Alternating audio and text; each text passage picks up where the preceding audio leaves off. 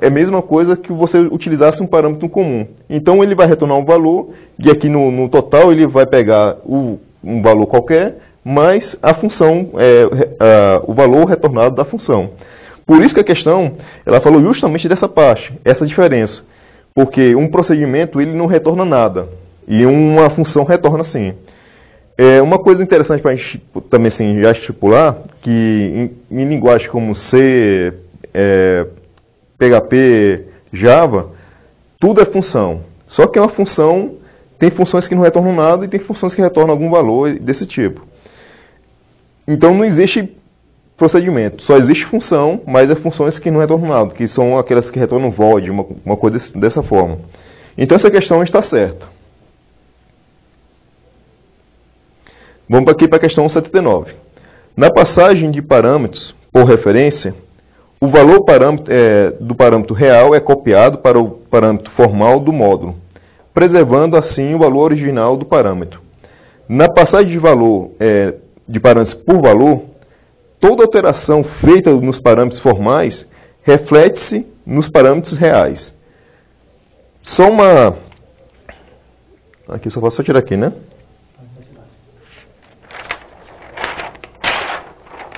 Deixa eu botar aqui para cá. Bom, pessoal, o que são parâmetros formais? E o que são parâmetros... Vai para cá, né? Bom, deixa eu ficar mais ou menos aqui nesse espaço. Nós temos aqui os parâmetros reais. Deixa eu botar aqui um P. Tem os parâmetros reais e tem os parâmetros formais. Dentro de de um módulo, eu posso chamar uma função. Por exemplo, eu posso chamar, vamos chamar esse módulo de uma função chamada soma. Dentro de um programa, você vai repassar alguns parâmetros. Por exemplo, 2 e 3, né? Continuando com aquela nosso mesmo exemplo. Quando eu vou chamar a função soma e jogo alguns parâmetros, esse aqui são os parâmetros reais. Já dentro da função, você vai ter os parâmetros formais, que os parâmetros formais vão receber esses parâmetros, esses valores, para poder trabalhar. Nós temos dois tipos de passagem. Nós temos por referência e nós temos por valor. Essa passagem aqui é por valor. Ou seja, se eu passar alguns valores para cá, eu posso modificar durante a função e o parâmetro real não vai ser modificado. Eles vão continuar normais. Agora, os parâmetros formais podem modificar tranquilamente. Quando eu passo por referência, os parâmetros formais eles vão referenciar os valores dos parâmetros reais. A questão fez uma troca. Ela justamente falou que, por referência, o valor do parâmetro real é copiado para um parâmetro formal do módulo, preservando assim o valor original do parâmetro real. Nesse caso, é o contrário. Esse aí, o que ele está falando é a passagem de parâmetros por valor. Já na segunda oração, ele fala: na passagem de parâmetros por valor, toda alteração feita nos parâmetros formais reflete-se nos parâmetros reais, que no caso nós vimos que é o contrário, que isso aí é a passagem por referência. Então, por isso que essa questão ela está errada. Vamos aqui para a questão 80. Nas estruturas de controles, tais como estrutura de seleção simples, compostas ou encadeadas, é necessário verificar as condições para a realização de uma instrução ou sequência de instruções. Nesse caso, ela está certa, porque nós temos que ter, por exemplo, um if na vida, né? Se tal valor for igual a alguma coisa, ele vai entrar nesse laço aqui, né? Então, o que acontece? Eles têm que pegar uma condição. Essa estrutura de condição, ela tem que pegar e verificar essa condição. Então é isso que a questão está pedindo. Ela está simplesmente falando que é necessário verificar condições para a realização de uma instrução ou sequência de instruções. Então é necessário verificar se está tudo ok para que ela possa entrar na estrutura na estrutura de controle. Por isso que essa questão ela está certa.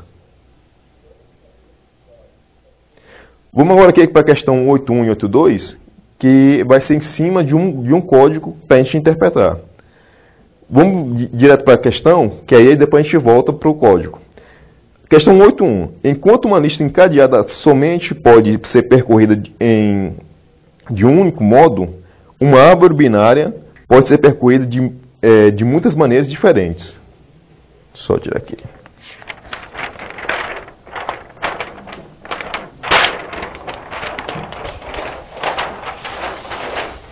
Pessoal, essa questão deu muito o que falar na nossa lista de discussão. Ele está falando aqui de uma lista encadeada. Ele não citou em momento algum lista encadeada, duplamente encadeada. Ele somente falou lista encadeada. Se é uma lista encadeada, nós temos vários nodos, vários nós, que apontam para o seu próximo, até que o último aponte para nada, para nulo. Então, isso aqui é uma lista encadeada. Ou seja, para que eu possa descobrir onde está esse cara, eu tenho que saber o início todinho, porque esse aqui vai ter o endereço do próximo, que, por sua vez, vai ter o endereço do próximo, até chegar ao final. Então, eu só posso percorrer de uma única forma. Eu posso só percorrer porque eu tenho que, para eu saber, para eu chegar no valor desse cara, eu tenho que percorrer todos eles até chegar no valor desse cara. Por isso que a questão está certa, aliás, nesse ponto, porque ela fala o seguinte: em uma lista encadeada somente pode ser percorrida de um único modo. E está certa mesmo. Já em uma árvore binária, o que é uma árvore binária? Nós temos somente, cada nó tem somente, no máximo, 2 filhos. Nós temos 3 formas de percorrer essa árvore. Nós temos a em ordem, a em ordem, e após ordem. Como é que eu faço para descobrir como é que se percorre cada uma delas? A em ordem é só você pegar e fazer o seguinte: chega na raiz, vai para a esquerda, depois vai para a direita. Então você vai na raiz, percorre a esquerda, depois a direita. Na em ordem, esquerda, raiz, direita. Ou seja, primeiro vou lá na esquerda, vejo o valor, volto para a raiz, vejo o valor, depois vou para a direita. E na pós-ordem, esquerda, direita, raiz. Eu vou na esquerda, subo, direita, depois venho para a raiz. Então, só você ter uma dica que eu sempre faço é o seguinte: em ordem, primeiro é a raiz. Em ordem, a raiz no meio, e pós-ordem, a raiz no final. Então, são essas formas de percorrer uma árvore binária. A questão está certa porque ela falou que tem várias maneiras de você percorrer uma árvore binária, enquanto uma lista encadeada, ele não falou se era duplamente encadeada, ele falou somente uma lista encadeada, nós temos uma única maneira. O pessoal começou a debater em relação a se a lista encadeada é duplamente encadeada ou não. Nesse caso, a questão, a prova ela veio com um nível muito superficial de entendimento. Então, nesse caso aqui, ele falou lista encadeada. Nós podemos encarar que é uma lista simplesmente encadeada.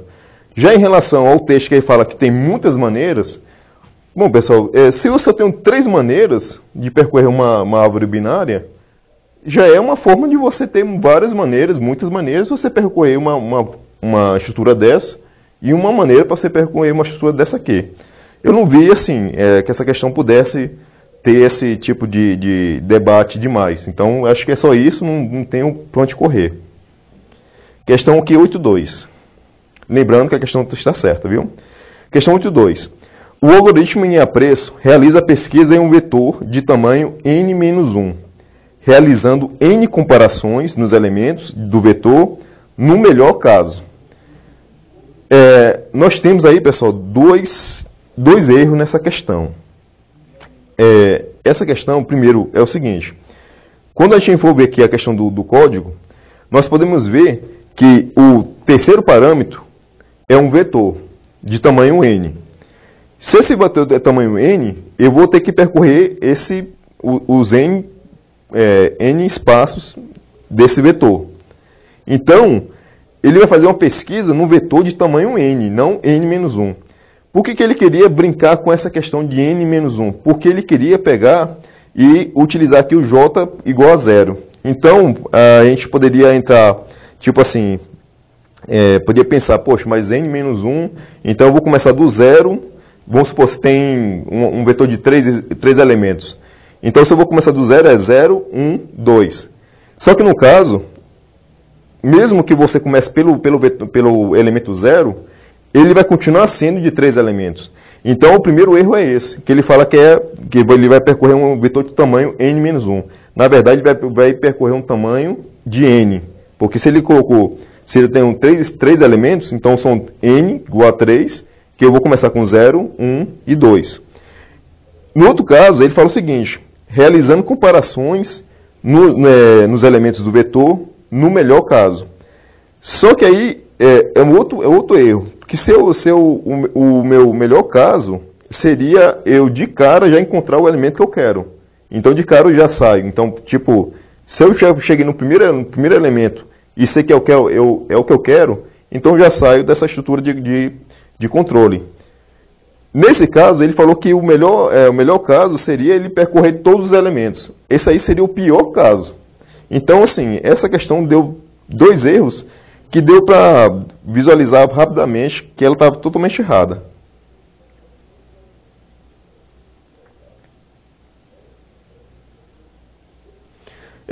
Vamos pular aqui para a questão 86 e 87, que fala sobre a arquitetura de aplicações web. A questão 86 ele fala, aplicações web que não requerem controle de segurança pode ser construída utilizando-se a arquitetura conhecida como modelo 1 ou MVC.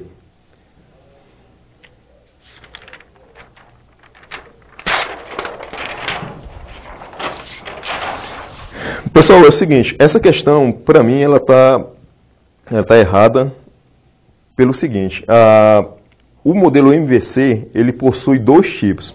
Tem um tipo, ou modelo 1, né, que é o seguinte, primeiro de tudo, o que seria o MVC? Modelo, visão e controle. Esse cara, o controle, ele que vai tratar das requisições dos usuários. Aqui está o usuário, ele é que tratar. Então, o controle, ele pode ir para o modelo, se for necessário. O modelo é onde vai estar encapsulado as funcionalidades e o acesso ao nosso banco de dados. Se for necessário, o modelo é consultado pelo controle. Nisso, o modelo pode também retornar alguma coisa para o controle, e aí o controle, a partir de alguma informação, pode selecionar uma visão para que ele possa retornar a resposta para o usuário. Então aqui é a nossa solicitação, a nossa resposta, e aqui o controle ele pode trabalhar com o modelo se for necessário, e depois pode selecionar uma visão para dar resposta para o usuário.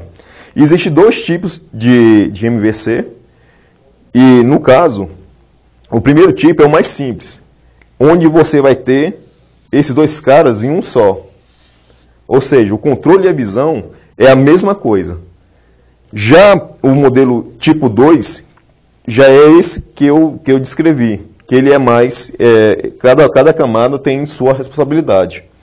A questão ela falou o seguinte, aplicações web que não requerem controle de segurança podem ser construídas utilizando-se a arquitetura conhecida como modelo 1 ou MVC. Então parece que ela está dizendo o seguinte, eu posso chamar MVC ou modelo 1.